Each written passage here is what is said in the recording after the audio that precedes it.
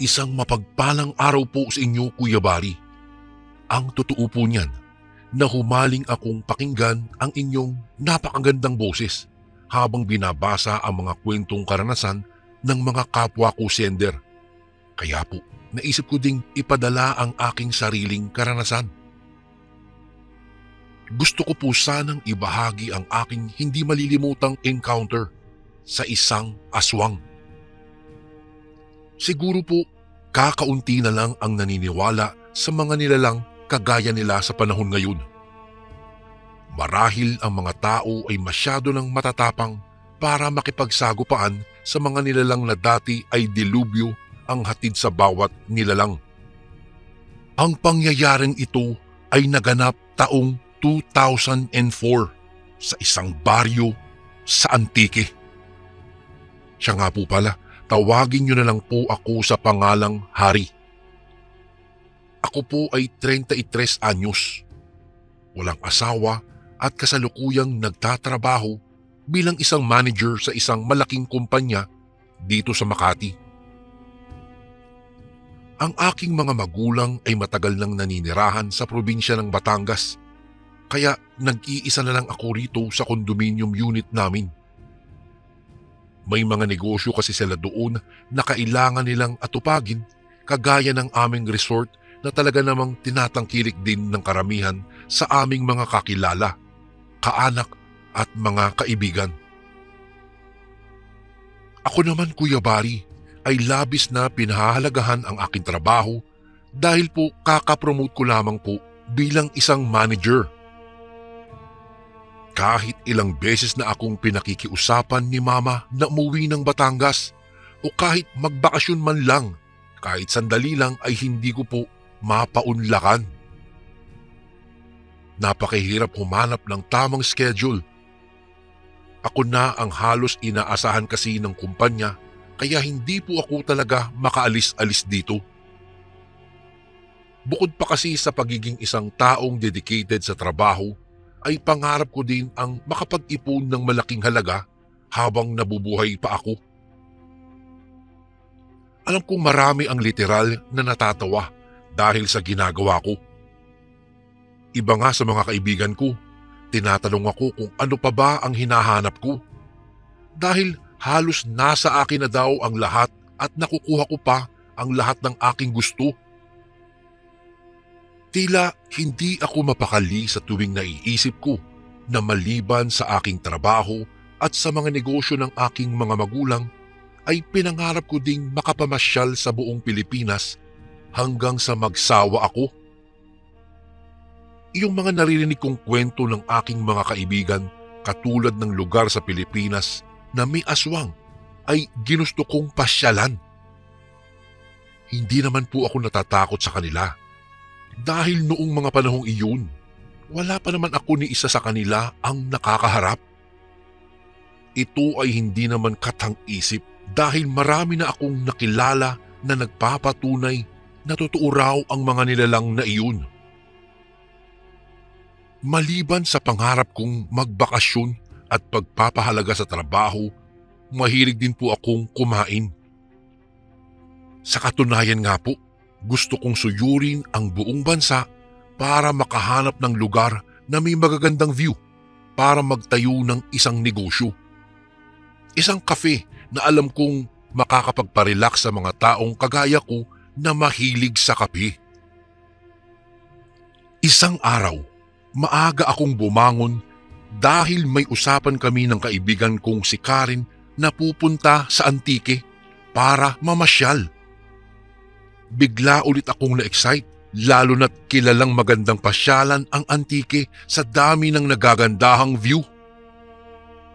Kay daming magagandang gawain ang pumasok kaagad sa isipan ko. Maglilibot talaga ako, kakain at hahanap ng magandang lugar na pwede kong baratin para maisakatuparan ko na ang aking munting negosyo. Habang nasa biyahe, hindi ko maiwasang mairita. Ilang beses kasi kaming napahinto ni Karen dahil tumirik na lang bigla ang kanyang kotse. Sa ikatlong beses na pagtirik ng aming kotseng sinasakyan, Tuluyan na nga itong hindi umandar. Makailang beses pa naming sinubukang tignan ang makina. Hanggang sa di nagtagal ay nalaman kaagad namin ang dahilan kung bakit basta-basta na lamang itong huminto. Sira ang starter ng kotse ni Karen. Napakamot ako sa ulo ko at tiningnan ang paligid.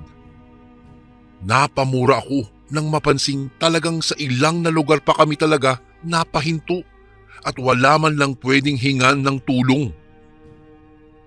Minanduhan ko si Karen na ilak na lang muna ang pintuan at inaya siyang maglakad-lakad na muna kami. Baka lang kasi na may mahanap kaming kabahayan sa unahan at umaasa akong matutulungan kami. Malungkot niyang pinagmasdan ang kanyang kotse bago sumunod sa akin. Dahil yata sa kalumaan, kaya madalas na itong nasisira.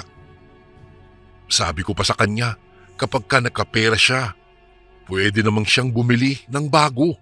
Mayaman naman sila Karen, Kuya Bari. Hindi ko lang talaga maintindihan kung bakit nagtsatsaga siya sa kotseng hindi naman siya kayang damayan ng mahabang panahon.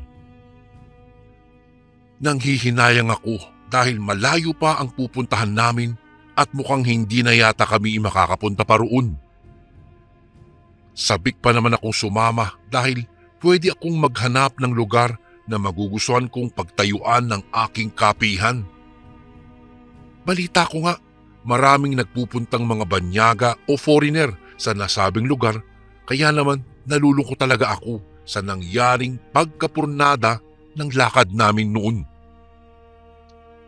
Hindi naman kami pwedeng umuwi basta-basta dahil walang sakayan doon at may kalayuan na ang lugar na aming nahintuan.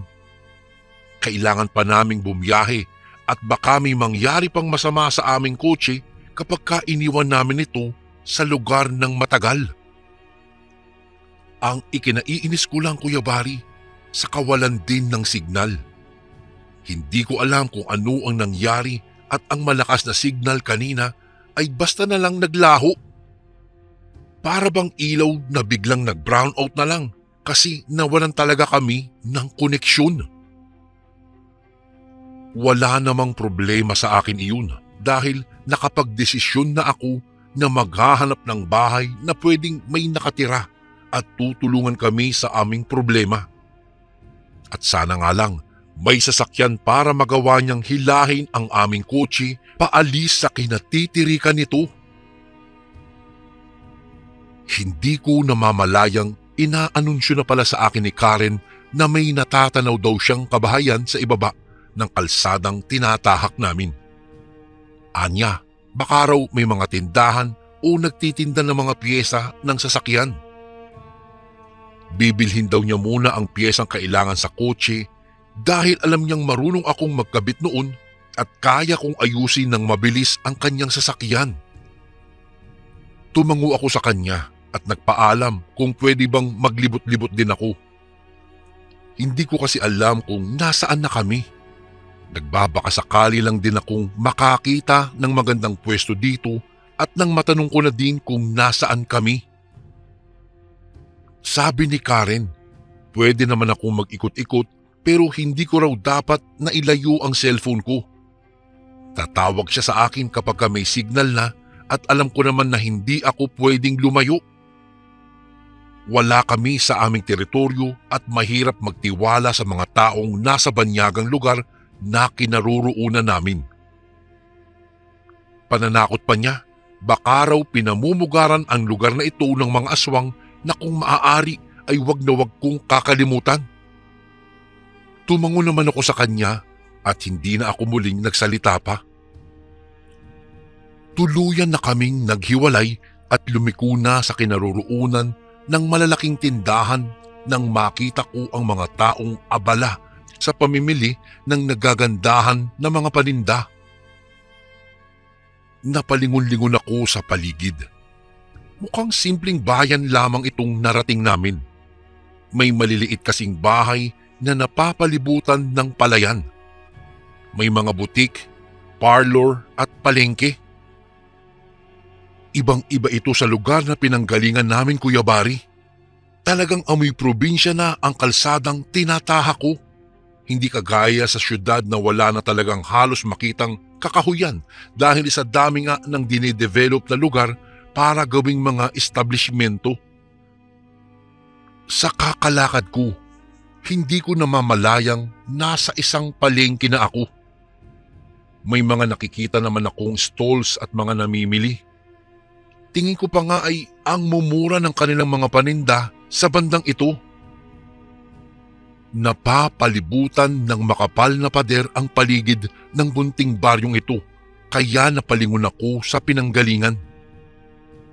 Natatanaw ko ang iilang tricycle dahil wala namang jeep sa lugar.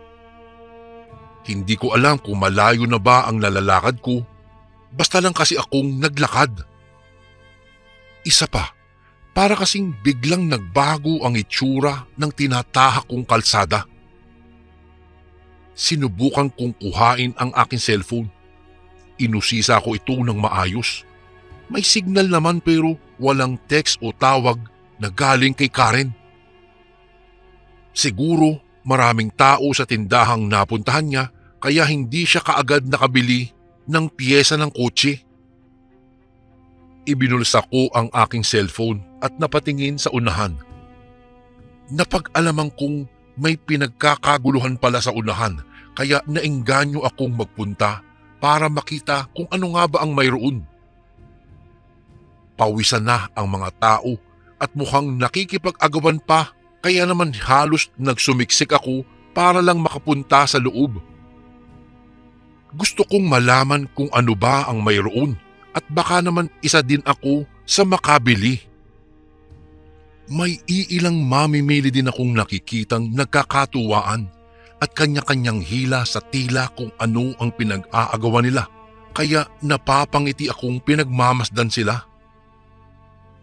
Nang tumunog ang aking tiyan, ay napapahiyang napatingin ako sa paligid sa pag-aakalang baka may nakarinig, na mabuti naman pala at wala. Nakakainis lang na hindi ko makita ng malinaw kung ano ba ang ginagawa nila. Sigurado akong karne ang pinaghahati-hatian nila. Nakita ko ang isang dalaga na hinihila ang kanyang boyfriend papunta sa isang ihawan sa di kalayuan. Ayon sa babae, nagugutom na siya at gusto na niyang kumain. Dahil sa hindi ko kabisado ang lugar, sinundan ko ang mag-boyfriend para makabili na rin ako ng pagkain namin ng aking kaibigan. Baka ang uri ng ganitong kainan ay yung pipili kami ng hilaw tapos kami na ang mag-iihaw. Ngunit nang tuluyan na akong makalapit sa pinagkakatayan, nanlambot ako. Abala ang halos lahat ng tao pero hindi ka rin ng baboy o manok o baka ang pinag-aagawan nila. Doon na nagsimula ang kaba na ngayon ko lang naramdaman. Hindi ako mapakali at halos nahirapan akong huminga sa labis na sindak. Naitanong ko sa aking sarili kung anong klaseng restaurant ba ito at nagsiserve sila ng katawan ng katulad ko. Karne ito ng tao. Namutla ako at halos hindi na makagalaw sa aking kinatatayuan. Kahit noong magtulakan ang mga tao ay nanatili lang akong tulala at naunahan ng sindak. May matandang babae sa likuran ko ang sumigaw na bilis-bilisan ko daw ang pagbili dahil gutom na din siya. Napalunok ako at halos maihi sa labis na takot. Pakiramdam ko, papanaw ako kaagad dahil parang pinaglalaruan ako ng mga tao sa lugar na ito. Wala tuloy sa sarili na lumapit ako sa matador. Ang bagsik ng tingin niya sa akin. Hindi ko alam kung anong pumasok sa kukote ko. Nagsalita pa ako at uutal-utal na sinabi ko sa kanya kung wala na ba silang ibang ibinebenta. Bigla akong pinagbulungan ng mga katabi kong mga tao. Maya-maya lang, Isang babae ang lumapit sa akin, saka ako ipinakilala sa lahat. Pagpasensya na daw ako ng mga tao. Kadarating ko lang daw mula sa isang lugar. Palibhasa, bago lang daw akong nahawaan kaya hindi ko pa alam ang gagawin ko. Gusto ko mang umangal sa lahat ng kanyang sinabi ay naging tahimik na lamang ako. Hihimatay na sana ako kung hindi lang ba ako kinalabit ng isang customer din na nasa likuran ko. Sabi niya, wag na wag ko daw ipapahalatang natatakot ako dahil kapag napansin ako ng mga matador ay baka pagtulungan pa akong daluhungin at lantakan dahil ang lugar na ito ay para lamang sa mga aswang. Mas lalo akong kinilabutan at hindi na ako nakapagsalita pa. Tila nang hina ako sa narinig at nagpalipat-lipat ng tingin sa buong paligid. Naroroon ang magkasintahan na nakita ko sa labas kanina at abala na sa paglantak ng kung anong parte ng tao na mas lalong nagpasama sa aking pakiramdam. Kitang-kita kong hilaw nila itong nilalantakan at hindi iyon ang aking gustong mapagmasdan. Nabaling ang tingin ko sa babae nang muli niyang tawagin ang atensyon ko. Kung talagang may pag-iingat pa ako sa aking kaligtasan, tahimik ko lang na ipinabalot ang aking inorder kunyari at dalhin sa labas papunta sa lugar na malayo na sa kanila. Nararamdaman ko kasi na mabait naman ang babae. Kaya nang hilahin niya ako papunta sa pwesto ng pinagkakainan niya, mahina akong nagtanong ng kung ano-anong bagay. Siya daw si Ella. Matagal na siyang nakatira sa lugar na ito. Kung gusto ko pa raw mabuhay, dapat maging matapang din ako kagaya ng mga taong naririto. Hindi lang daw sila basta mga normal na tao kung hindi sila ay mga aswang. Pero wag daw akong mag-alala dahil hindi naman daw sila lumalamon ng tao. Hayop lang ang gusto niya. Kaya lang sa lugar nila, hindi marunong mag-alaga ang mga tao ng hayop. Maya-maya'y may iniabot siyang malaking papel kung saan nakalagay ang mga uri ng ulam na gusto ko, pero magalang akong umiling. Hindi ko naman kayang kumain ng kapwa ko tao. Naiisip ko pa lang na kumakatay sila ay hindi ko na kayang makaramdam ng gutom. Mas lalo akong nag-alala kay Karen. Baka kapag naligaw din ang babaeng iyon dito ay magwala siya at mawala na sa tamang katinuan. Nanginginig na kinausap ko ang babae saka tinanong kung saan ba ang labasan. Bigla kasing hindi ko na matuntun ang daan palabas ng lugar na iyon. Nilibot ko ng tingin ang mga taong nagkanya-kanyang pwesto. Dito ko na nakita ang literal na paglapang dahil bawat hilaw na laman ay hindi na nila tinatantanan pa hanggat hindi nagiging buto na lamang. Napapikita lamang ako ng kusang kumulo ang aking tiyan. Bumigat ang aking pakiramdam at hindi ko na kayang pigilan pa ang sundot ng aking ginhawa. Mamamatay na yata ako sa labis na pandidiri. Hindi ko na napigilan pang subuka na ikinangisi ni Ella. Nagkalat kasi iyon sa sahig ng kainan sa loob ng palengke pero hindi yata ako pinansin ng mga tao. Ang ikinahihindi ko lang ay nang makita kong dalawa sa mga kumakain ang basta na lang nag-dive sa sahig at kinain ang isinuka ko. Nanginig lalo ako sa takot. Mukhang alam na nilang kaagad na ako ay isang tao. Ngunit nang makita nila kung sino ang katabi ko, ay kaagad silang umatras. Malamang kilalang tao itong si Ella, kaya nang kuhain niya ako sa gitna kanina ng nagkukumpulang tao, ay walang kahit na sino ang nagreklamo. Mangiyak-ngiyak akong tumingin kay Ella na noon ay nagkibit balikat lang. Para bang tuwang-tuwa siya sa reaksyong takot na nakikita niya sa aking mga mata. Pinagmasdan ko ang kanyang kinakain. Atay ng malaking hayop, siguro baka o kalabaw.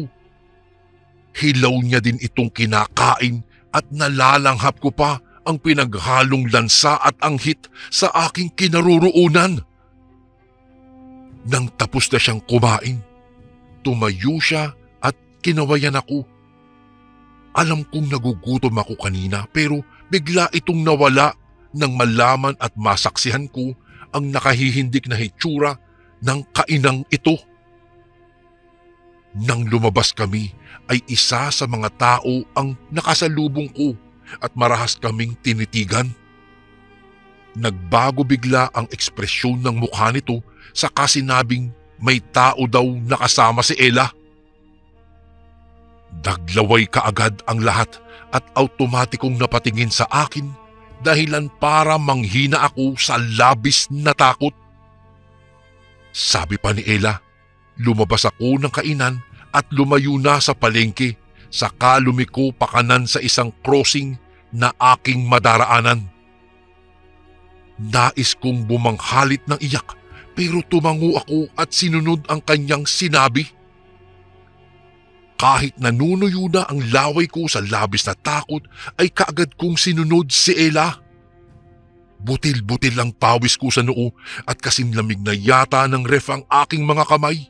Ngunit wala akong balak magpahuli kung totoo ngang mga aswang ang taong nasa loob ng kainang ito. Kaswal na naglakad ako dahan-dahan papunta sa labas. Kung nasa ibang lugar at pagkakataon lang ako, ngaling-ngaling magsisigaw ako at maglupasay na iligtas ako ng Panginoon at ingatan niya ang buhay ko. Sinundan lang ako ng tingin ng mga tao habang humahakbang, ngunit walang kahit na sino ang nakalapit sa akin.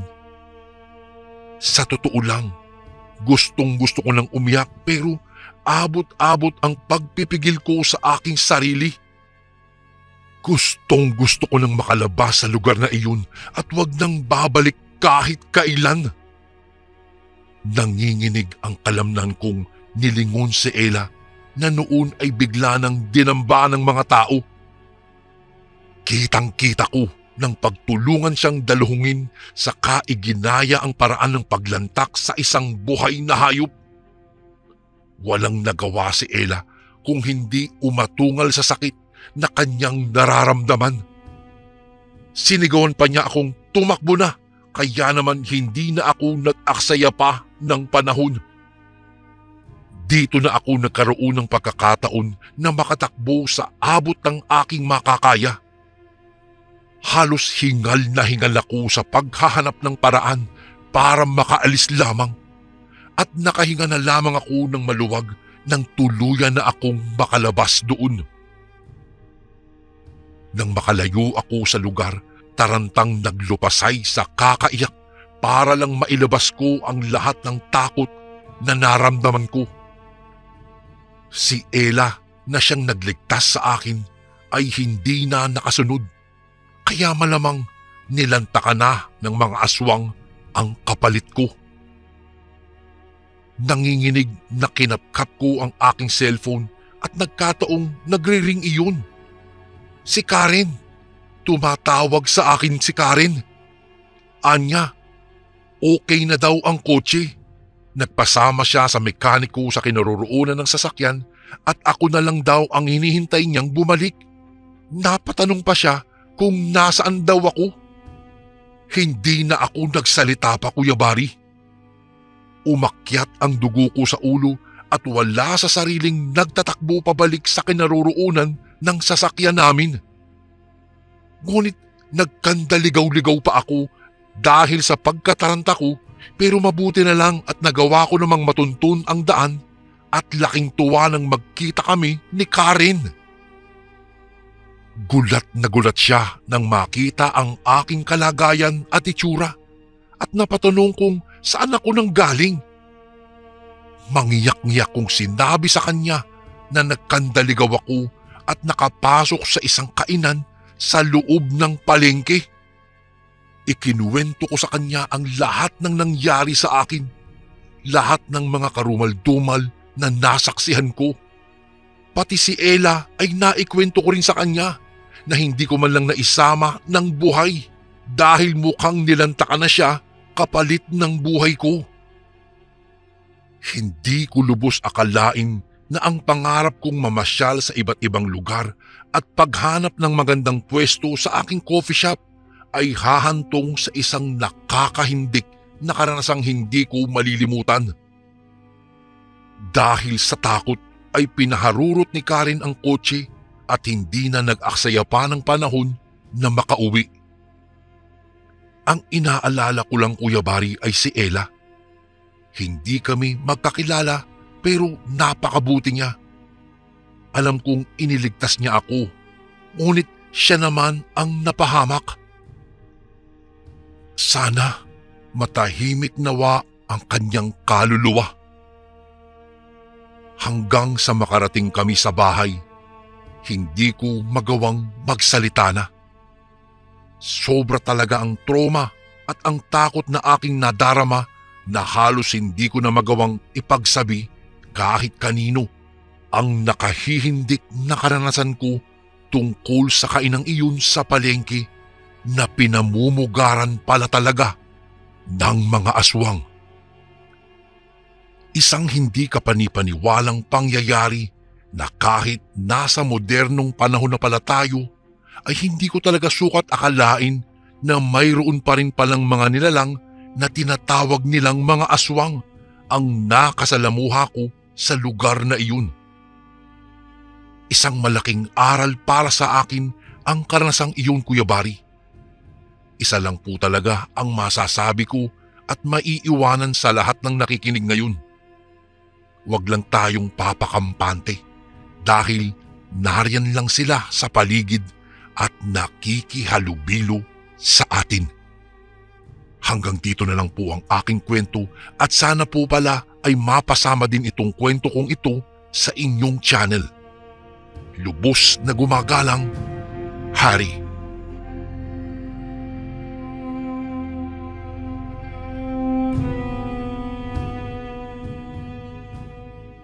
Si Tatang Elias ay dating kilalang albularyo sa lugar ng aking kaibigan na si Isko sa probinsya ng Zambales.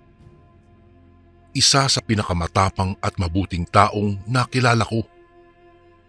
Masasabi ko ring isang utang na loob ko sa kanya kung bakit hanggang sa mga oras na ito ay nabubuhay pa po ako. Kung papaano ko siya nakilala, ito na po ang aking ikukwento. Magandang araw po sa inyo, Kuya Bari.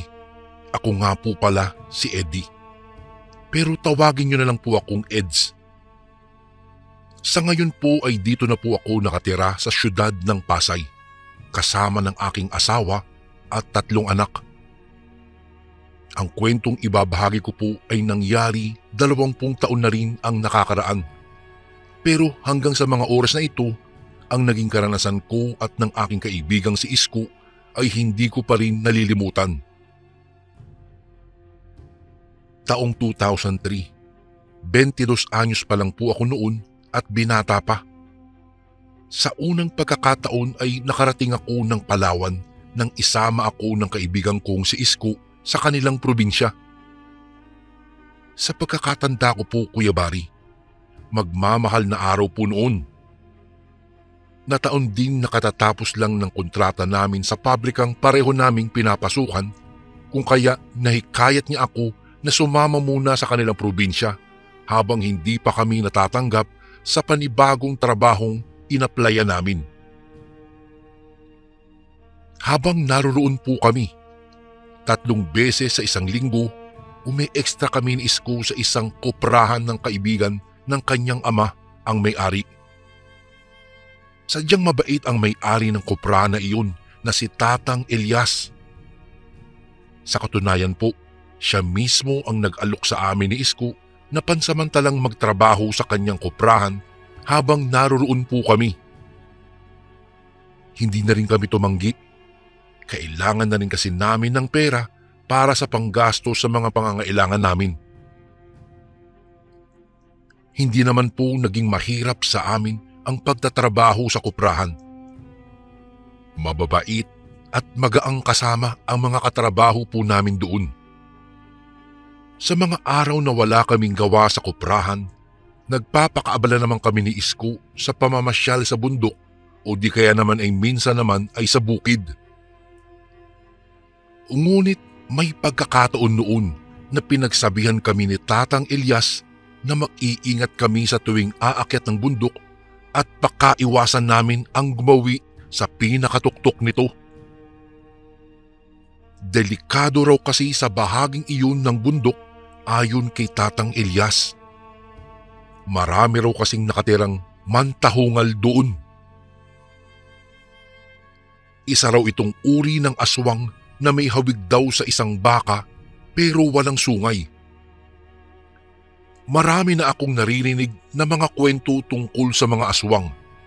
Ngunit ang alam ko lang ay ang mga manananggal, vampira, mga taong lobo at mga aswang na nag-aanyong hayop katulad ng mga pusa, aso at ibon.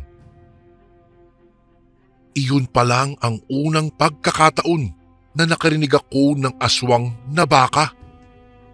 Natatawa pa nga ako ng lihim habang pinakikinggan ko ang paliwanag at kwento ni Tatang Elias tungkol sa sinasabi niyang aswang.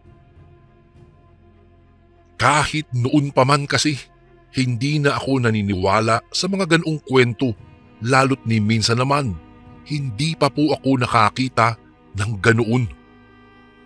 Isa pa, nakailang ulit na rin kaming umakyat at nagpabalik-balik sa itaas ng bundok na iyon, pero ni minsan naman, hindi kami nakakita ni Isko ng katulad sa sinasabi ni Tatang Elias.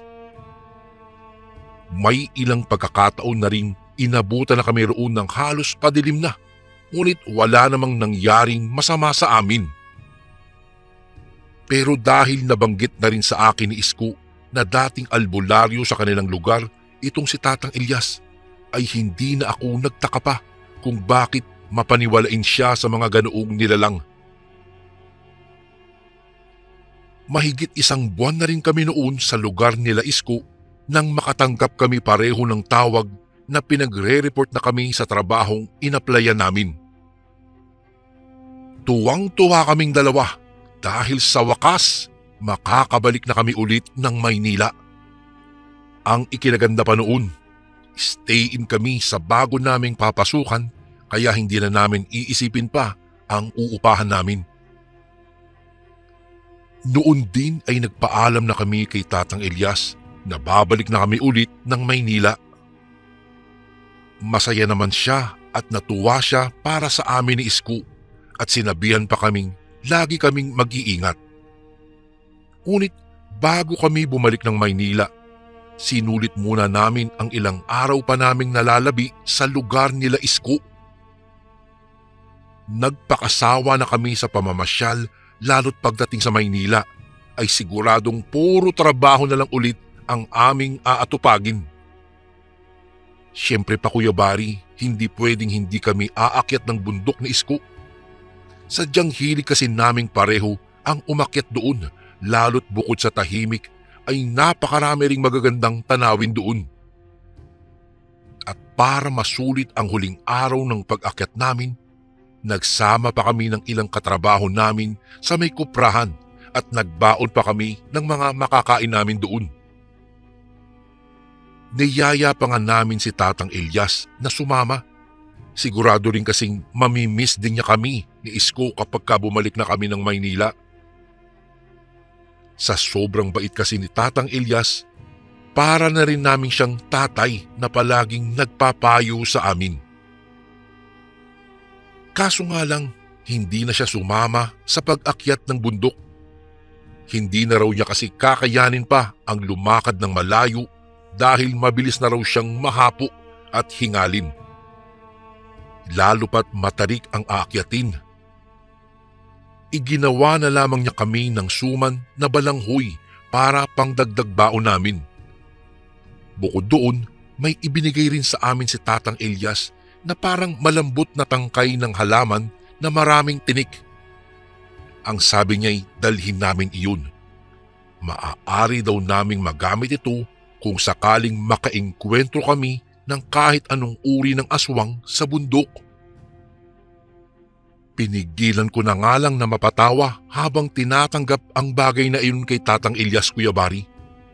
Bagamat hindi naman ako naniniwala sa mga ganoong nilalang, hindi na ako kumontra pa. Baka kasi ma-offend ko pa si Tatang.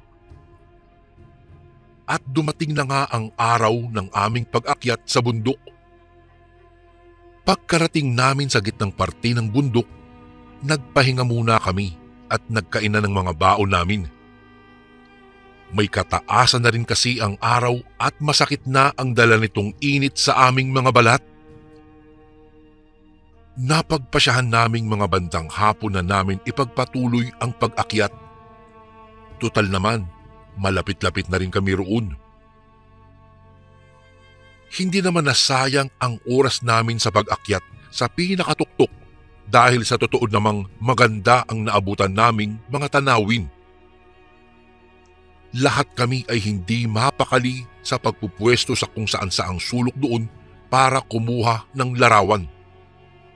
Hindi pa man natatapos ang buong araw, alam ko na magiging masaya ang alaala na iyon sa aming lahat.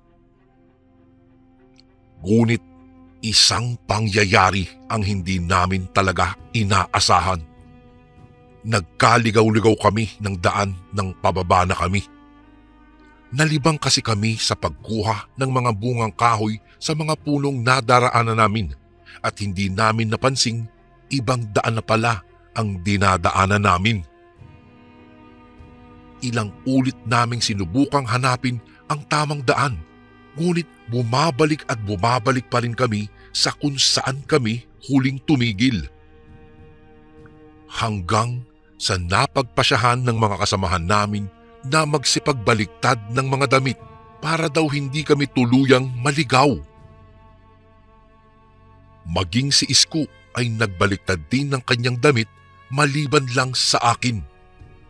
Hindi naman kasi ako naniniwala sa pamahiing iyon, Kuya Bari, at hindi rin naman nila ako pinilit na baliktarin ko ang aking suot.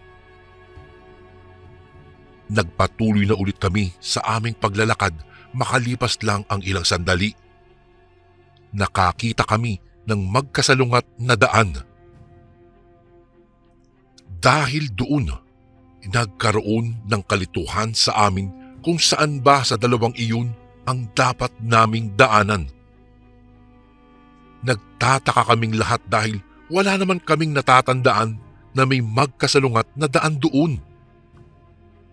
Lalo kaming nawala ng pag-asa na makauwi mula sa pagkakaligaw. Ngunit wala rin naman kaming pagpipilian pa kung hindi mamili sa kung saan kami dapat dumaan. Isinuwestiyon ni Anton ang daan sa kaliwang bahagi, pero sa pakiramdam ko ay sa kanan ang tamang daan, kaya sinabi kong iyon ang subukan namin. Ngunit hindi naman sumang-ayon sa amin si Martin at ipinilit ang daang pakaliwa. Kaya para hindi kami magtalo-talo pa, hinati na lang namin ang grupo sa dalawa. Sina Martin, Anton at Ben ay sa kaliwang bahagi dumaan, samantalang si Isko ay sumama sa akin. Ngunit sa kasamaang palad, kagaya nung una, naliligaw pa rin kami ni Isko. Inabot na nga kami ng hating gabi sa paglalakad at nakaramdam na rin kapwa ng matinding pagod. Ay, pare, teka lang sandali. Mabuti pa siguro maghanap muna tayo ng pwede nating pagpahingahan. Saka na lang tayo lumakad kapag maliwanag na ulit. Masyado nang madilim eh. Subestyon ni Isko na sinang-ayunan ko naman, Kuya Bari. Halos hindi na rin kasi namin makita ang daan dahil sa sobrang dilim. May dala namang kaming flashlight, ngunit hindi sapat ang liwanag nito para mapansin namin kung may bangin ba kaming madaraanan. Ilang sandali lang, nakakita kami ng isang malapad na puno na patag ang lupa at doon namin napagpasyahang magpalipas ng gabi. Nagsiga kami ng maliit na apoy para kahit papaano ay lumiwanag sa pwesto namin at maitaboy na rin ng usok ang malalaking mga lamok doon. Pero hindi pa nagtagal, nakarinig kami ng malakas na mga pagkaluskos sa paligid.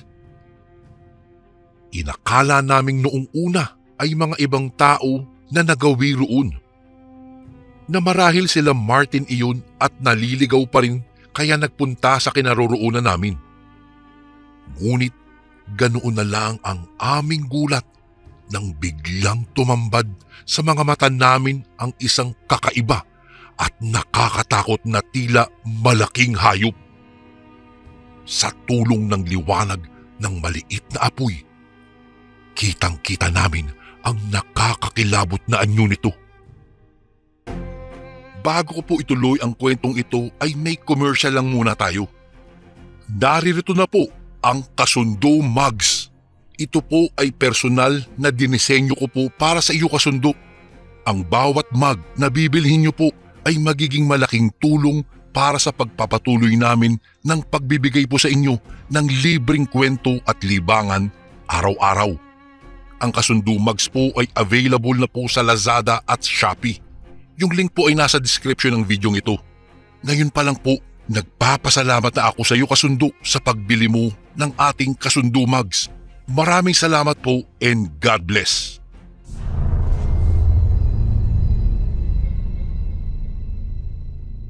Para itong isang malaking baka na walang sungay na may nagbabagang mga mata at mahahaba't matutulis na pares ng mga pangil.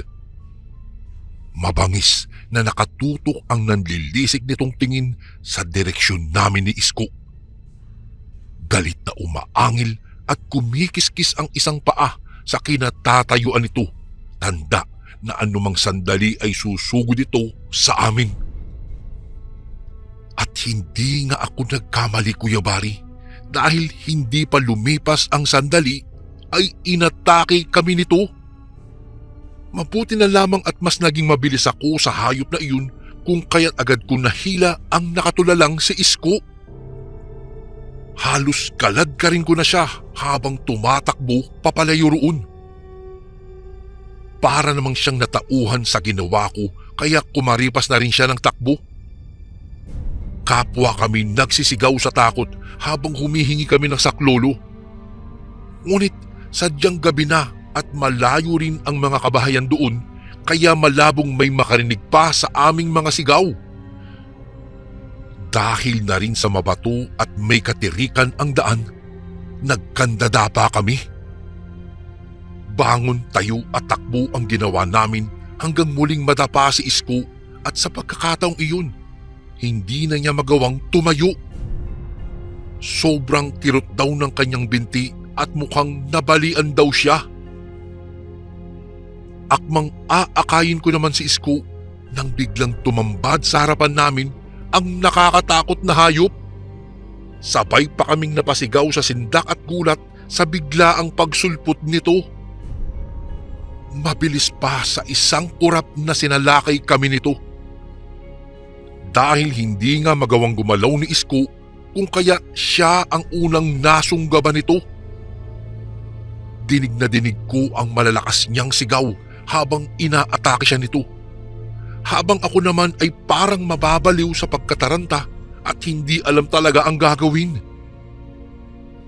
Kahit madilim ay nagpalinga-linga ako sa paligid upang humanap ng pwede kong ipanglaban sa halimaw nang maalala ko ang ibinigay sa amin ni Tatang Elias na parang sanga ng halaman na ayon sa kanya ay panlaban sa aswang.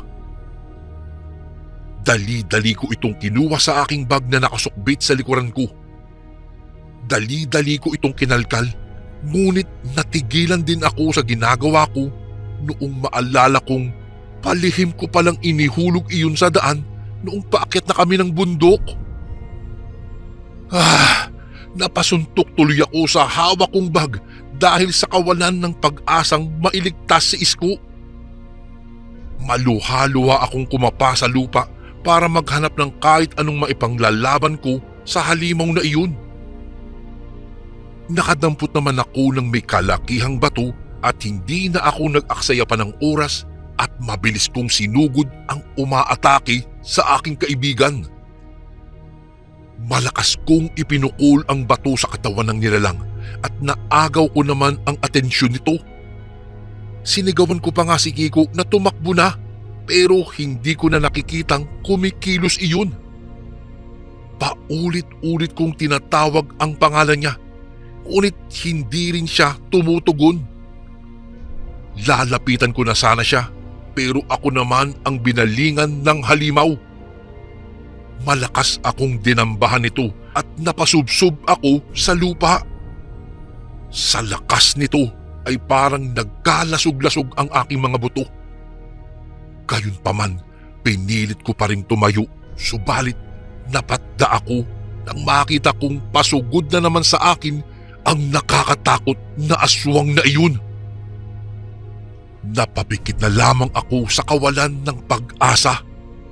Sa puntong iyon, sinisisi ko na ang aking sarili na kung nakinig na lang sana ako sa mga kasamahan namin at sa mga bili ni Tatang Elias, hindi sana namin sasapitin ni Isko ang pangyayaring iyon. Subalit, taliwas sa inaasahan kong pag-atake ng halimaw. Isang malakas na ungol nito ang narinig ko na parabang nasasaktan ito. Agad akong napadilat at nakita kong malakas pala itong hinahataw ng parang isang latigo ng isang pamilyar na matandang lalaki. Si Tatang Elias! Kahit madilim, nakikilala kong si Tatang Elias ang nakikipagbuno sa halimaw na iyon. Sinikap kong tumayo para lapitan nito, ngunit sinabihan ako nitong puntahan ko si Isko at tumakas na kami. Sumunod naman kaagad ako at agad na ginising si Isko na wala pa ring malay ng mga sandaling iyon, Kuya Bari. Kahit nangihina rin ay pilit ko siyang inakay. Mabuti na rin at nagkamalay siya. Sumigaw ako kay Tatang Elias na umalis na kami roon, pero sa halip ay sinabihan niya akong tumakas na kami at susunod na lang daw siya sa amin. Labag man sa loob naming iwanan siya, sinunod na lang namin ito. Madilim at mabato ang daan at bukod doon ay akay-akay ko rin si Isko kaya nahirapan kaming lumakad ng mabilis.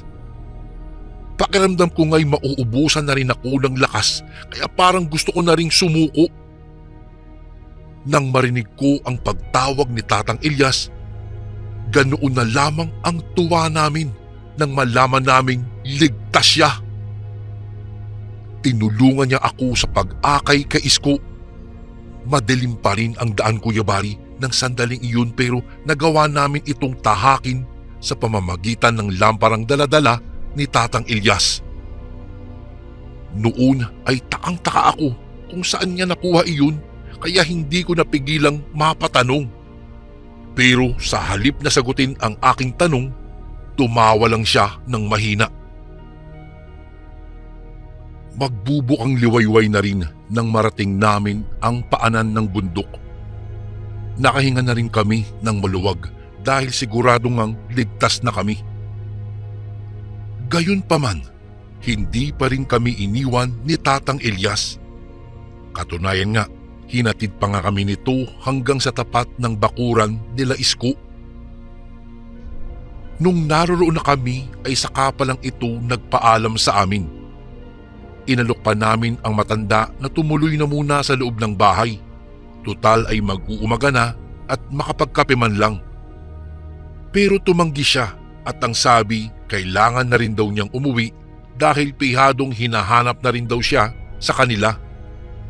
Kami na lamang daw ang dumalaw sa kanya at pakakapehin daw niya kami sa bahay nila. Hindi natapos-tapos ang pasasalamat namin sa kanya bago pa siya tuluyang umuwi sa kanila. Sa kabila nito, tanging ngiti lang at tapik ang naging tugon niya sa amin at ang bilin na mag-iingat na kami sa susunod. Pagpasok namin sa loob ng bahay, tila gulat na gulat pa ang mga magulang at mga kapatid ni Isko nang makita kami. Sunod-sunod ang mga naging tanong nila sa amin. Saan daw kami nanggaling at ano raw ang nangyari sa amin? Ayon sa kanila, halos 2 araw na raw nila kaming pinaghahanap dahil simula daw nang umalis kami para umakyat sa bundok ay hindi pa raw kami nakakauwi. Kapwa kami napakamot sa ulo ni Isko sa narinig naming iyon. Sa pagkakaalam kasi namin ay buong magdamag lang kaming nanatili sa bundok na iyon. Nag-umpisa na kaming magkwento. Mula sa pagkakaligaw namin hanggang sa makaengkwentro namin ang aswang na mantahungal at kung papaano kami iniligtas dito ni Tatang Elias. Subalit, hindi pa man kami nakakatapos magkwento ay pinutol na iyon ng tatay ni Isko na takang-taka at hindi makapaniwala sa mga sinasabi namin. Ipapaano raw kaming ililigtas at ihahatid ni Tatang Elias gayong kahapon pa raw itong nakaburol sa bahay nito. Nagulat at natigilan naman kami at nagtaka na rin sa mga narinig namin. Ayon pa sa tatay ni Isko, sumama raw kasi ang matanda sa paghahanap sa amin nang malaman nitong hindi pa kami nakakauwi. Ngunit sa kalagitnaan raw ng paglalakad nila ay agad nang hinapo ang pobreng matanda. Sa pag-aalalang baka kung mapaano pa si Tatang Elias ay isinwestiyon na lang ng tatay ni Isko na umuwi na lang ito at babalitaan na lang ito kapag ka natagpuan na raw kami. Sumang-ayon naman daw si Tatang Elias, subalit hindi pa raw ito nakakaabot sa bahay nila ay inatake na raw ito sa puso na naging sanhi ng agarang pagpanaw nito. Noong una, Kuya Bari, talagang hindi kami makapaniwala ni Isko sa aming nalaman.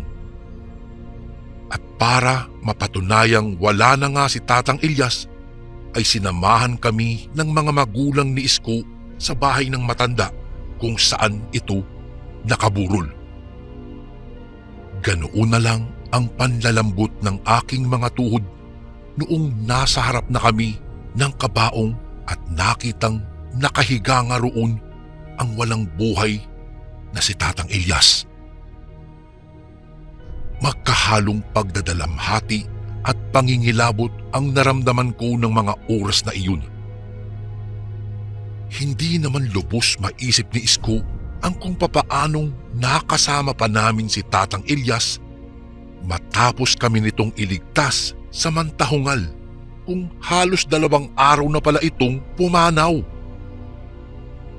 Gayunpaman, labis-labis na lungkot at pagsisisi ang nangibabaw sa amin.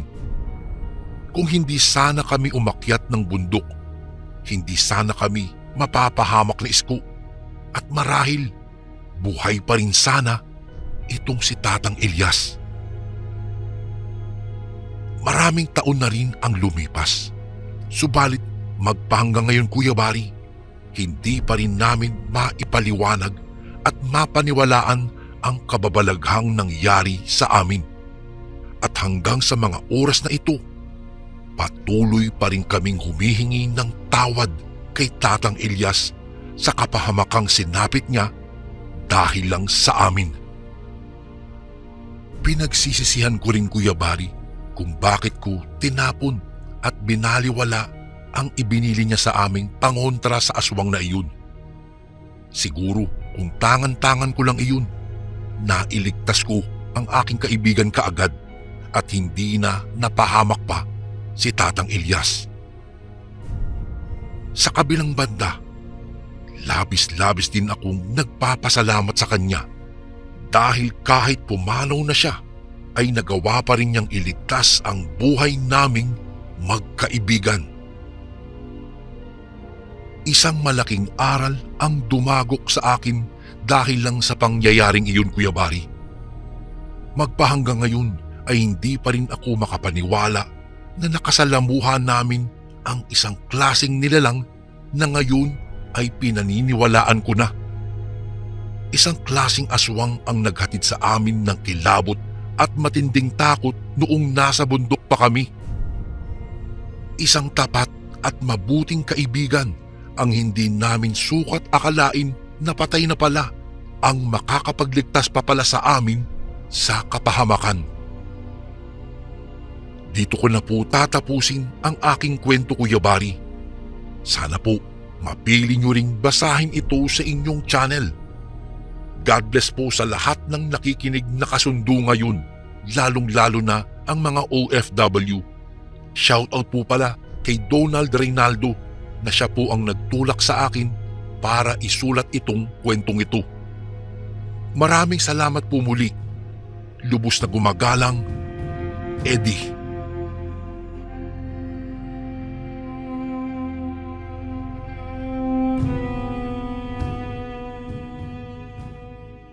Isang mapagpalang araw po ang bati ko sa lahat sa inyo. Kuya Bari, itago niyo na lang po ako sa pangalang Bartolo. Ako po ay tubong Cagayan de Oro at ngayon ay kasalukuyang naninirahan dito sa Espanya kasama ang aking pamilya. Nahimok akong ibahagi ang karanasan kong ito dahil sa makailang beses na rin akong nakarinig ng mga kwentong aswang sa inyong channel. Nangyari po ang nakakapanghilakbot na karanasan kong ito sa isang baryo na matatagpuan sa isla ng Visayas. Nangyari po ito ilang dekada na rin ang nakaraan.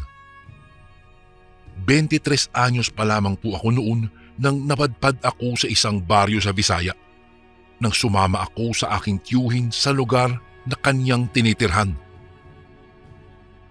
Ang baryong iyon ay mayroong malalaki, malawak at mahabang ilog na siyang pinagkukunan ng mga taga roon ng kanilang ikinabubuhay. Gaya na lamang ng pangingisda.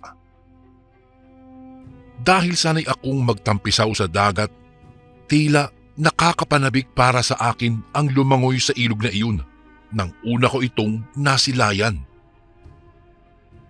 Kuya Bari, pangingisda po ang trabaho ng aking tiyuhin.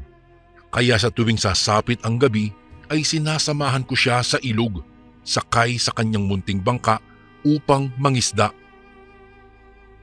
Kahit pa sanay ako sa dagat, tila nakabibingi pa ring pakinggan ang ingay na nagmumula sa agos ng tubig ilog. Tiyo, nakakatakot man pala dito mangisda sa ilog na ito. Alam mo, dahil bukod sa mga nagtataasang mga puno at mga matatarik na mga bato sa gilid, parang may mga mata pang nagmamasid sa mga ginagawa natin. Ani ko sa aking tiyuhin na tawagin na lamang natin sa pangalang Victor habang hinihila namin paitaas ang lambat na inihulog namin sa ilog. Yan ba. Alam mo, ganyan din ang nararamdaman ko noon nung unang beses kong nakasama sa pangingisda sa isang kaibigan ko dati. Yaan mo, masasanay ka rin. Tugon naman niya sa akin. Halos mapalundag ako sa saya nang tumambad sa aming paningin ang mga naglalakihang isda na nahuli ng lambat ni Tio Victor. Talaga pong sobrang tuwa ang nadarama ko ng mga oras na iyon gawa ng unang beses kong makakita ng mga isdang buhay na buhay pa. Doon mismo sa lambat. Dahil sa kasayahan ay iniisa-isa kong kinuha ang mga isdang nahuli namin. Mayroong isang natatanging isda na nakakuha ng husto sa aking pansin gawa ng ang isang mata ng isda ay nawawala. Ay hindi pala, wala iyong isang mata. Nasa tamang pwesto naman ang isang mata nun, subalit wala iyong kapares. Masusi kong tiningnan iyon sa pamamagitan ng liwanag ng daladala naming flashlight. Hanggang sa parang nakarinig ako ng isang mahinang pagkanta ng isang babae. At unti-unti iyong lumalakas habang panay ang pagsipat ko sa isdang mayroong isang mata. Tiyo, sino yung umaawit na yun? Tanong ko sa kanya. Ha? Sino? Tayo lang namang naririto, Bart ah. Hindi ako kumakanta kaya malabong ako yung sinasabi mo. Tugon naman ay Tio Victor. Tio Victor, meron po. Pakinggan mo. May kumakanta pong boses ng babae. Yun po yung naririnig ko. Ano? Babae? Maikli niyang sambit. Hanggang sa namalayan ko na lamang na minamaniobra na ni Tio ang bangka patungo sa pangpang. Tio, uuwi na po ba tayo? Tanong ko matapos sipatin ang aking relong pambisig. Oo. Mukhang inaantok na kasi ako, Bartolo eh. Tsaka babawi na lang tayo bukas. Tugon naman niya na palinga-linga pa. Sa inakto niyang iyon ay tila may kakaiba. Subalit, minabuti ko na lamang na tumahimik. Noong makarating na kami sa pangpang, ay inayos na ni Tio ang bangka sa lagayan nito at isinilid ko na rin sa isang balde ang mga isdang nahuli namin. Subalit, nang napalingon ako sa ilog ay parang mayroong isang anino na bumubulusok mula sa isang mataas na bato palublob sa ilalim ng ilog. Baka ilang beses ko rin kinusot-kusot ang dalawa kong mga mata dahil hindi ako sigurado kung may nakita nga ba ako o wala. Narinig ko na lamang na tinatawag na pala ako ni Tio. Bartolo, ano ka bang bata ka? Kanina pa kita tinatawag ah. Sigaw niya na tonong hindi naman nagagalit. Opo Tio, nariyan na po. Tugon ko naman sa kanya at nagmamadali ng tumakbo patungo sa kanyang kinaroroonan. Sa pagdating namin sa bahay na hindi rin naman kalayuan sa may ilog ay tinanong ako ni Tio. Bart, halika nga sandali. Tanungin lang kita no, meron bang kakaiba kang naramdaman kanina? Ilang minuto ka rin nakatayo at nakatanaw dyan sa bahagi ng ilog na yan ah. Ano ho, Tio kasi ano?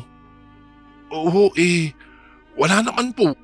Wala lang kasing may nakita akong parang anino na nag-dive sa tubig. Siguro guni-guni ko lang yun. Teka, maiba ako Bart ah. Mayroon ka na bang girlfriend doon sa inyo? Tanong ni Tio Victor. Tio, ano ang girlfriend? Yung bang tinatawag nilang syota? Girlfriend ho yun. Wala po at hindi po ako nagkaroon ng syota. Bakit niyo po naitanong? Wala naman. Naitanong ko lang. Baka kasi namimiss mo na siya, kaya parang lumilipad ang isip mo sa malayo. O siya, sige. Aayusin ko na lang muna itong lagayan ng mga preskong isda para mamayang magliwanag ay buhay pa silang mailalako ko. Tugon naman ni Tio Victor. Noong sumunod na gabi, bumuhos ang malakas na ulan, kaya't hindi kami nakapunta sa ilog para mangisda. Noong tumila ang malakas na ulan, ay dinig na dinig ang rumaragas ng tubig sa ilog na tila ba galit na galit. Hindi ko gustong pakinggan ang ingay na iyon. Hindi ko alam kung bakit, ngunit nangilabot ako ng mga sandaling iyon, Kuya Bari. Kinaumagahan, nagkakagulo ang mga tao sa baryo gawa ng mayroon daw 2 tao na inanod sa ilog. At ang mga iyon ay kasamahan daw ni Tio Victor na mga mangingisda. Awang-awa ako sa ina at asawa ng mga biktima nang marinig ko ang kanilang pagpapalahaw. Alam ko kung gaano kasakit na mawala ng mahal sa buhay dahil minsan ko na ring iyong napagdaanan nang tumaliwan ang aking ama at ina. Siya nga pala, uli lang lubos na po ako, Kuya Bari. 5 taon na ang nakakaraan bago ako napunta sa aking Tio Victor. Aling Gloria, wag po kayong mawala ng pag-asa. Hindi pa naman nakikita ang katawan ng inyong anak. Malamang po ay buhay pa sila ng kanyang kasama. Wika ng isa sa mga taga-baryo. Hindi kasi sila nakinig sa akin nang sabihin kong huwag nang magtungo sa ilog dahil tiyak na matindi ang pagbaha gawa ng malakas na pag-ulan. Tugon naman ni Aling Gloria. Hindi naman lingid iyon sa kanila. Sa tagal na nila rito sa ating baryo, alam nilang babaha talaga sa tuwing naulan. Pero teka, hindi kaya nahipnotismo sila ng isang magindara? Kaya kahit alam nilang raragasa ang tubig sa ilog, ay nagtungo pa rin sila doon. Anang ng isang matanda na taga-baryo rin. Magindara? Iyong aswang sa tubig? Tanong pa ng isa. Hindi. Hindi nananalasa ang isang magindara kung malakas ang agos at umaapaw ang tubig sa ilog. Nambibiktima lamang sila kapag malinaw at banayad ang daloy nun. Isa pa, isang alamat na lamang ang uri ng aswang na iyon. Dahil sa panahon natin ngayon ay wala namang magindara na nagpapakita. Masasabi ko na lamang, siguro ay tadhana na lang ang humimok sa dalawa na magtungo sa ilog upang harapin na ang kanilang katapusan. Wika naman ulit ng matanda na si Impo Doy. Naku po, ano po Impo, katapusan? Impo, naniniwala akong hindi papatay ang asawa ko. Hysterical naman na wika ng asawa ng isang biktima. Sa lakas ng agos ay 100% akong sigurado na natangay na sila at sa haba ng ilog na mayroong malalaking bato, imposible na silang makaligtas pa. Sagot muli ni Impo sa babae. At ang kumpulan na iyon ay napuno na ng mga agam-agam kuyabari. Makalipas nga ang 3 araw ay may nakapagbalita sa mga taga-baryo na may natagpuan daw na mga bangkay sa isang baryo sa dulong bahagi ng ilog. Sa puntong iyon ay maaliwalas na ang daloy ng tubig. Magkahiwalay ang bawat pwesto ng mga natagpuang bangkay. At nang puntahan iyon ng ilang mga taga-baryo kasama na si Tio Victor, ay kumpirmado nga na sila yung naanod na mga kasamahan niya. Lumipas ang 5 buwan. Isang umaga, nagkakagulong muli ang mga taga-baryo. May nakita raw kasing isang bangkay na palutang-lutang sa ilog. Dahil nga sa kagustuhan ko ring makiusyoso ay nagmadali akong nagtungo roon. Sa pagdating ko ay nasilayan ko kaagad ang bangkay ng isang lalaki na dinala na nila sa Pampang.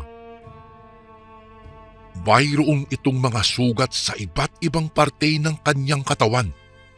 Pahaba ang mga hiwa noon na tila ba hiniwa ng isang matalim na bagay.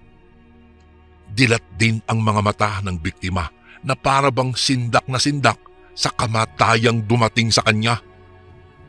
Naku, sinalvage ata ang isang ito. Kawawa naman at mukhang pinahirapan pa ito ng husto bago itinapon ito sa ilog.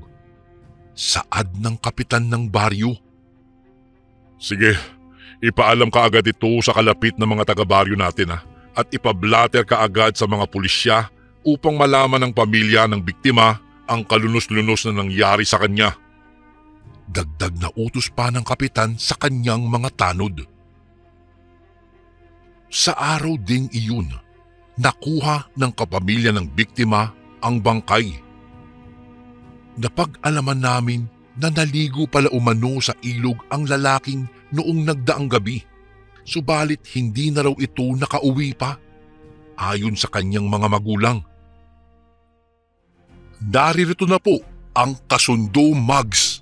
Ito po ay personal na dinisenyo ko po para sa iyo, Kasundo. Ang bawat mug na bibilhin niyo po ay magiging malaking tulong para sa pagpapatuloy namin ng pagbibigay po sa inyo ng libreng kwento at libangan araw-araw. Ang Kasundo Mugs po ay available na po sa Lazada at Shopee. Yung link po ay nasa description ng video ito. Ngayon pa lang po, nagpapasalamat na ako sa iyo kasundo sa pagbili mo ng ating kasundo mugs. Maraming salamat po and God bless. Bagong dating daw kasi iyon galing Maynila. Ngunit sa kasamaang palad ay napagtripan pa ng kung sino ang mabait at responsable daw nilang anak. Wala bang kaalitan itong anak ninyo? Tanong pa ng kapitan namin. Kapitan, wala pong nakakaalitan itong anak namin dahil hindi naman ito basagulero. Tsaka po pala kaibigan po siya. Kaya masasabi namin napagtripan lang po siya ng kung sino. O baka naman mga adik na dumayo sa aming baryo at ng biktima. Tugon naman ng kanyang ama. Sa puntong iyon ay pansin ko si Tio Victor na nakatanaw sa malaking ilog.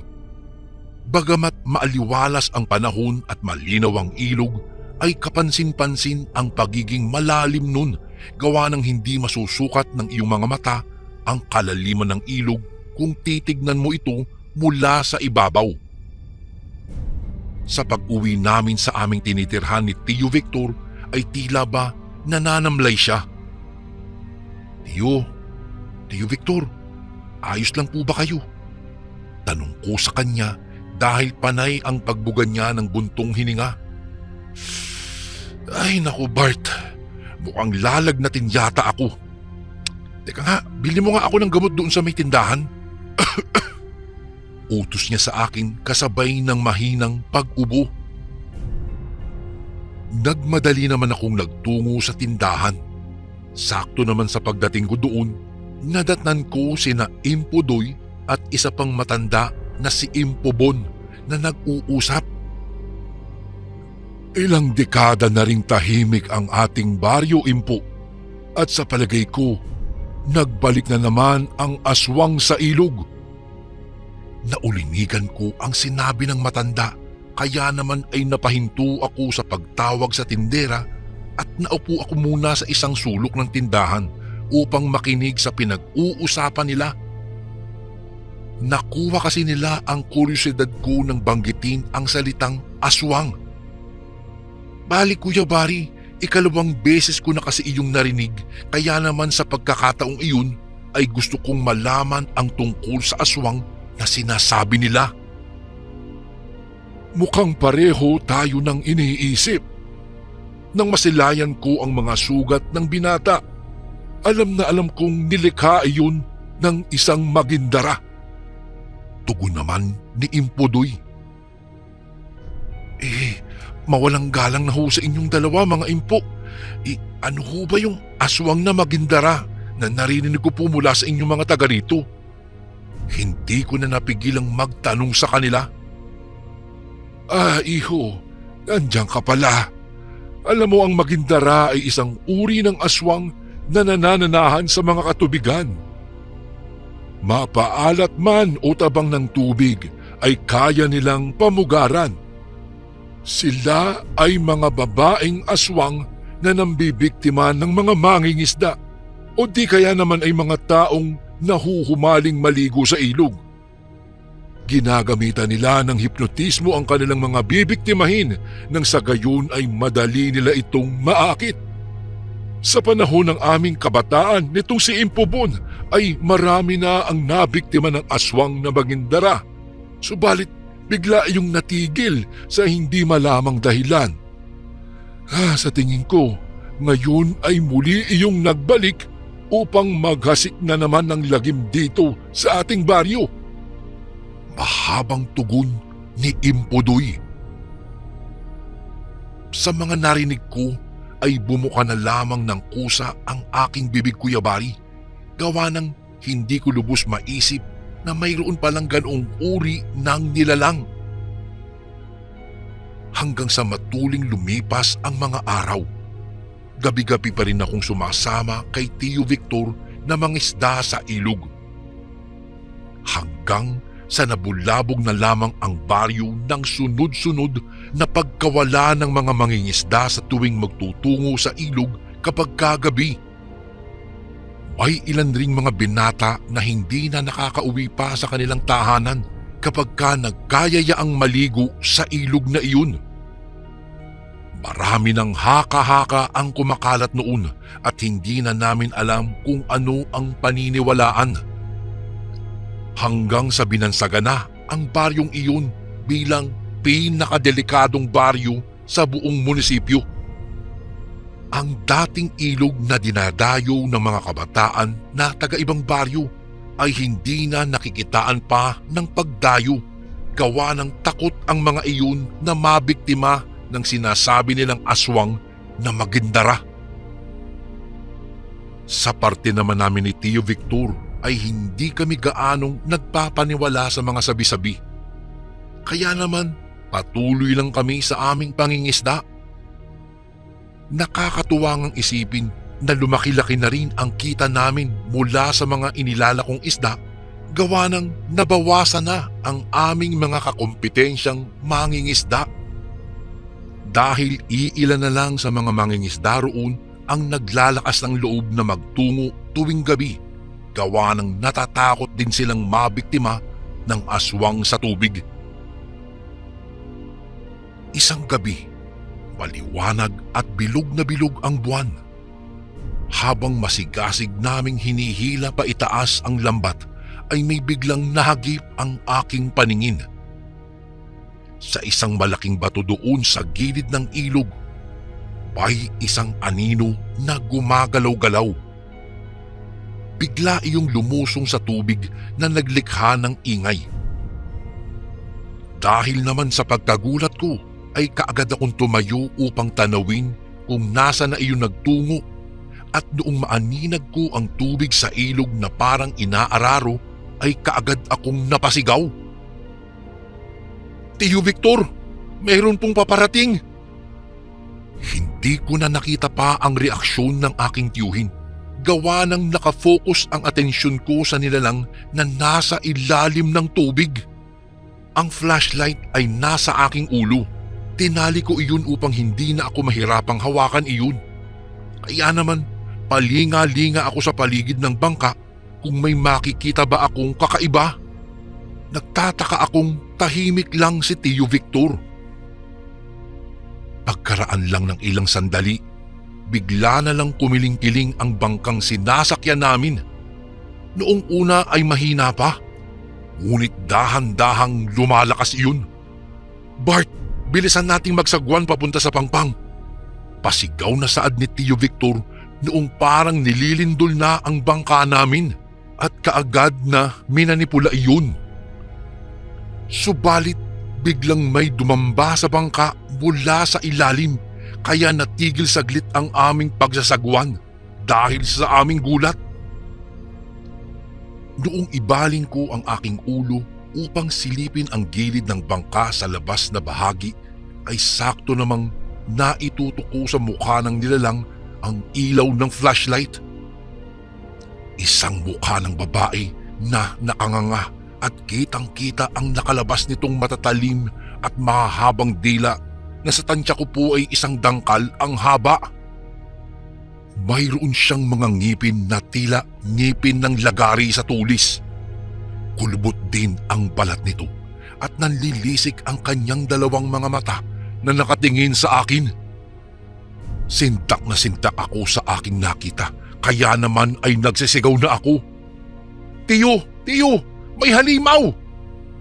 Inubos namin ang buong lakas namin upang mapabilis ang aming pagsasagwan. Medyo malayo pa kasi ang pangpang, kaya naman abot langit ang aking takot na baka mapahamak na kami. At baka kami na ang maging sunod na biktima ng aswang sa tubig. Ramdam namin na paikot-ikot lamang ang aswang sa bangka namin at tila sabik na sabik ito na mabiktima kami. Hanggang sa inihampas ng aswang ang kanyang malais ng buntot sa aming bangka. Mabuti na lamang at hindi kami tumaob, Kuya Bari. Hindi ko na alam kung ano pa ba ang nararamdaman ko sa puntong iyon. Natatakot ako ng sobra at nangangatog na ang aking mga tuhod. Si Tio Victor naman ay tahimik lamang, subalit kahit hindi siya nagsasalita alam kong natatakot din siya para sa mga buhay namin. Maya-maya'y biglang dumamba ang aswang at nahagip ng kanyang matutulis na mga kuko ang aking braso. Biglang dumugo iyon. Tila ba nasisiyahan ito sa mga kanyang nakikita. Hindi nagtagal, si Tio Victor naman ang sinunggaban nito. Mabuti na lamang at maagap si Tio Victor. Inihampas niya ang kanyang hawak na sagwan sa aswang. Nagpakawala naman ng matinis na boses ang aswang sa tubig na tila ba nagagalit sa ginawang paghampas sa kanya. Nanlilisik ang mga mata nitong ibinuka ang kanyang bibig na naglalaway at kinagat ang braso ni Tio. Naging malakas naman ang pagsigaw ng daing ng aking tiyuhin dahil sa sakit na naramdaman niya. Napatayo siya at nawalan ng balanse dahilan upang tumaob ang bangka. Marunong naman akong lumangoy, Kuya Bari, ngunit sa puntong iyon ay tila nanigas ang aking mga paa na hindi ko na maigalaw. Kumakampay ang mga kamay ko, subalit tila ayaw makisama ng mga paa ko. Unti-unti na rin kinapos ako sa aking paghinga. Ramdam na ramdam ko na malapit nang pumutok ang mga ugat ko sa aking ulo. Hanggang sa dahan-dahan na akong napapapikit. Ngunit may biglang yumakap sa akin at iyon na ang huli kong naalala. Sunod-sunod akong napaubo kasabay ng pagbalik ng ulirat ko, Kuya Bari. At sa pagmulat ng aking mga mata ay tumambad sa akin si Tio Victor na nakaluhod na malapit sa tagiliran ko at idinidiin niya ang kanyang mga palad sa aking dibdib. Napaubo ulit ako kasabay ng pagbuga ng tubig na nainom ko sa ilog. Saka ko palang nakita nang malapitan ang mga sugat ni Tio Victor. Pahalang ang mga hiwa nun. Sa palagay ko ay dulot iyon ng matulis na kuko ng nilalang. At may nakita pa akong isang kagat sa kanyang braso. Saka ko naramdaman na may kagat din pala ako. Tio, nasaan na yung aswang? Tanong ko sa kanya. Hindi ko alam, Bart. Kanina kasi, habang nakikipambulo ako sa kanya sa ilalim ng tubig, bigla na lang siyang lumayo at naglaho. Dahil sa mga nangyari sa amin, nagpasya kaming magpunta sa bahay ni Impudoy. Kahit basang-basa kami, ay hindi iyon alintana para sa aming dalawa. Halos hindi makapaniwala si Impudoy nang inilahad namin sa kanya ang mga nangyari sa amin. Mabuti na lang at nakaligtas kayo sa aswang sa tubig na Magindara, Victor. Tama nga. Tama ang hinala ko na nananalasa na naman ang aswang sa tubig sa ating baryo. Bartolo, Victor, huwag niyo sanang masamain ang itatanong ko. Nang sa ganoon ay mapatutuhanan ko ang aking mga hinala. Ang wika ni Impudoy. Bakit po? Ano po iyon, Impudoy? Sagot naman ni Tio Victor. Kayong dalawa ba ay hindi pa nakakaranas ng mga makamundong gawain? Ang ibig ko sabihin ay kung kayo ba ay mga birhen pa? Tanong nito muli. Nagkatinginan naman kami ng aking tiyuhin at ako ay tumango bilang pagtugon. Maya-maya'y nagsalita naman si Tio Victor. Impo, nakakayamang aminin pero sa edad kong ito, birhin pa po ako. Nakayukong tugon naman ni Tio Victor na halatang nahihiya. Dapat kayong magpasalamat dahil dyan sa pagiging birhen ninyo ay hindi kayo tinuluyan ng aswang na Magindara. Sapagkat tila isang lason para sa kanila ang dugo ng isang birhen. Kung nataon na kayong dalawa ay may karanasan na, Tiyak kong ngayon pa lang wala na kayong hininga. Ang wika ni Impudoy. Dahil sa mga sinabing iyon ni Impudoy ay may napagtanto ako, Kuya Bari, na kaya siguro noong kinagat ako ng aswang ay hindi na siya nag-abala pang ulitin iyon, kung kaya't doon na kay Tio Victor naman itinoon niya ang kanyang pansin. Subalit nang kagatin din niya si Tio, paniguradong nanghina ang aswang kaya lumayo na ito dahil nalason iyon sa aming mga dugo. Kinabukasan ay kalat na kalat sa baryong iyon ang mga nangyari sa amin ni Tio Victor. At ang bawat nakiusyoso ay nagtatanong kung ano nga ba ang itsura ng Magindara. Hindi naman namin ikinubli ito sa kanila. Inilarawan naman namin iyon sa kanila base sa aming nakita. Isa itong babaeng mayroong magandang hubog ng katawan na mayroong buntot na parang nasa isda. Sa mukha niya ay nangungulubot ang kanyang mga balat. Mayroong malaking bunganga na kapag nakanganga na ay kitang-kita ang matutulis nitong mga ngipin at ang mahaba at matulis nitong dila. Nagimbal naman lahat ng nakarinig at natakot para sa kanilang kaligtasan. Dahil sa pangyayaring iyon ay napagkasunduan ng lahat ng mga mangingisda doon sa baryo namin na hindi na magtungo sa ilog tuwing gabi. Nagtitiyaga na lamang silang mangisda sa umaga kung saan nakalabas na ang haring araw. Sa paglipas ng mahabang panahon at henerasyon na mayroon ng mga dayong naninirahan sa baryong iyon, ay tila naging isang alamat na lamang na minsan ay may mga mangingisda na nabiktima ng isang aswang sa tubig na kung tawagin ay Magindara. Ang bansag na pinakadelikadong baryo sa baryong iyon ay unti-unti ring naglaho. Ngunit ang mga tunay na taga roon ang tanging makapagpapatunay na ang baryong iyon ang nagsilbing pinakadelikadong baryo noong kapanahunan namin. Dito ko na po tatapusin ang aking kwento, Kuya Bari. Maraming salamat po sa pagkakataong maibahagi ang aking karanasan. Naway marami pa pong kwento ang aking mapakinggan mula sa inyong channel. More power po and God bless po sa lahat ng ating kasundo na nakikinig ngayon. Ang inyong bagong kasundo na lubos na gumagalang, Tatay Bartolo. And again, maraming salamat po mga kasundo. Don't forget to subscribe and i-click nyo lang po yung bell na button para updated po kayo sa mga upcoming videos namin na paparating.